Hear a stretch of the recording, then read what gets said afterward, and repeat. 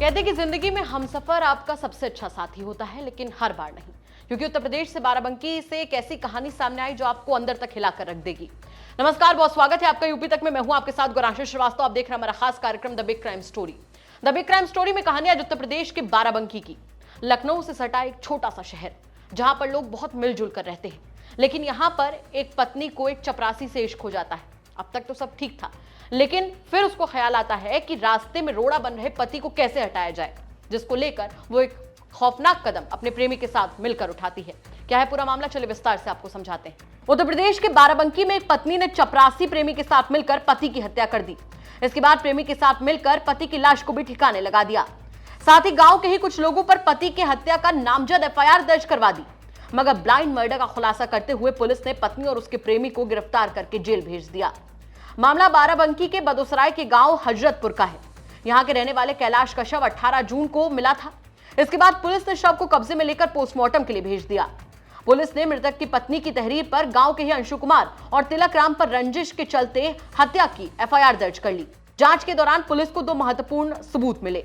इसमें CCTV footage में आरोपी की कार दिखी और वारदात की रात मृतक की पत्नी और उसके बीच 17 बार फोन पर बात करना शामिल था। पुलिस के मुताबिक कैलाश की पत्नी रेनू के काफी दिनों से राम कुमार यादव से अवैध संबंध थे। कुछ दिन पहले कैलाश ने पत्नी को राम कुमार के साथ आपत्तिजनक स्थिति में भी देख लिया था, जिसके बाद उसने अपनी पत्नी को पीटा भी था। उसके अवैध संबंधों की कहानी उसके पति के सामने आ चुकी थी और ऐसे में उसके पति ने उसे पीटा भी था। सबसे बड़ी बात यहाँ पर महिला के लिए थी कि वो अपने चपरासी प्रेमी के साथ ही रहना चाहती थी, अपने पति के साथ नहीं।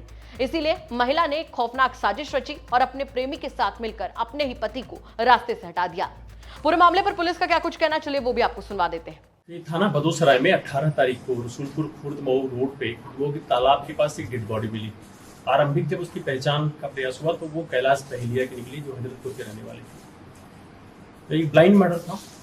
उस पे जो उनकी पत्नी है उसकी तरफ से एक तहरीर प्राप्त हुई, जिसमें कुछ पुरानी छोटी सी रंजिश को लेकर के नामजद किया गया और फिर पत्नी द्वारा उस पर इस बात के लिए काफी दबाव बनाया जाने लगा कि हम उनको गिरफ्तार किया जाए, क्योंकि वही वो सही मुलजिम है। हम ये बार बार कहने लगे। एसओ बदोसराय और शिवरामनगर की पूरी टीम उस पर विवेचना में लगी और ये लगा कि ये जो नामजदगी है वो गलत है, इसमें कुछ और विवेचना की आवश्यकता है।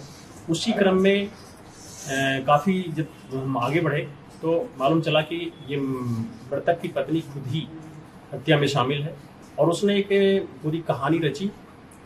हुआ ये था घटनाक्रम कि होली के आसपास मृतक का एक मौसीरा भाई था श्रवण, जो अब सऊदी अरब चला गया है। उसके साथ इनको गलत तरीके से देखा था मृतक ने, पति ने। उसने आपत्ति किया था और मृतक ने उनकी कुछ पिटाई भी कर दी थी अपनी पत्नी की। ये उससे अंदर से बहुत क्षुब्ध और कुपित थी और तब से इनके संबंधों में तल्खी भी चल रही थी। इसी बीच स्कूल के एक चपरासी ने से इसकी मुलाकात होती है रामकुमार से, और रामकुमार से भी इसके संबंध हो जाते हैं अवैध। और ये रामकुमार और फिर ये मृतक की पत्नी रेणु दोनों ने एक साजिश के तहत प्लान किया कि इसको रास्ते से हटाया जाए। घर से ये अपने पति को ये कह के लेके चलती है कि जो रामकुमार है वो बच्चों की फीस को कम कर देगा, क्योंकि भाई स्कूल के चपरासी है। वो बात करके प्रिंसिपल से कम, आप बस वहाँ चलिए, थोड़ी बात हो जाएगी आपके सामने। इसके पहले भी उसने उनको कुछ नशीला पदार्थ दिया था खाने में। यहाँ आने पे कोल्ड ड्रिंक्स का ऑफर जो रामकुमार ने किया उनको, उसमें काफ़ी नीति गोलियाँ थी और उसको पीने के बाद जो मृतक कैलाश था वो अर्धमूर्छित हो गया वहाँ पे, करीब गाड़ी में बैठ गई।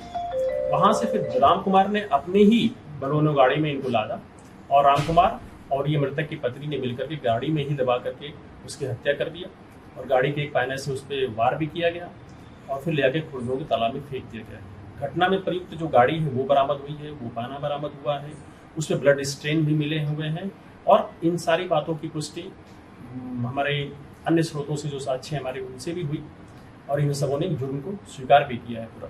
जरा सोच कर देखिए कि पहले अवैध संबंध बनते हैं, यहां तक सब कुछ ठीक रहता है महिला के मुताबिक, लेकिन जैसे ही उसे लगता है कि उसका पति अब उसकी जिंदगी में रोड़ा बन रहा है, वो उसे ठिकाने लगाती है, वो भी अपने प्रेमी के साथ मिलकर। सवाल यहां यह खड़ा होता है कि आखिर कब तक एक्स्ट्रा मैरिटल अफेयर के चलते ऐसी हत्याएं होती रहेंगी और उससे भी बड़ा सवाल यहां पर यह खड़ा होता है कि पत्नी ने कैसे पुलिस को गुमराह करने की कोशिश की, जबकि जो महत्वपूर्ण साक्ष्य थे वो पुलिस जुटा लेती। ये बात बिल्कुल साफ थी। इन तमाम सवालों के साथ आपको छोड़कर जा रहे हैं। साथ ही आपसे ये भी कहना चाहेंगे कि अगर आपके आसपास के इलाके में कोई ऐसी बड़ी घटना होती है जो कि क्राइम की एक बड़ी खबर बन सकती है तो हमें कमेंट करके जरूर बताइएगा। हम उसकी तह तक जाएंगे, उसके बाद में उसे खबर के तौर पर आप तक जरूर पहुंचाएंगे। नमस्कार।